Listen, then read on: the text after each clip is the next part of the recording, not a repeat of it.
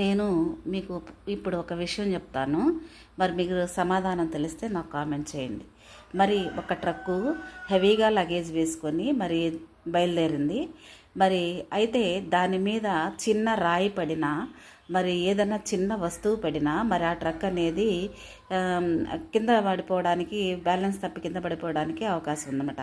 అంత ఫుల్లుగా మరి ఆ ట్రక్కు లగేజ్ వేసుకొని వెళ్తుందన్నమాట. మరి అయితే కొంత దూరం వెళ్ళిన తర్వాత మరి ఆ ట్రక్ మీదకి ఒక చెట్టు మీద నుంచి ఒక కోతి దూకింది చాలా ఫాస్ట్గా.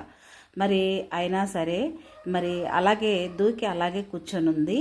మరి అయినా సరే మరి ఆ ట్రక్కుకి ఎలాంటి ఇబ్బంది కలగకుండా, మరి ఎలాంటి బ్యాలెన్సు ఆ ట్రక్కు తప్పకుండా మరి ఆ ట్రక్కు వెళ్తూనే ఉందన్నమాట.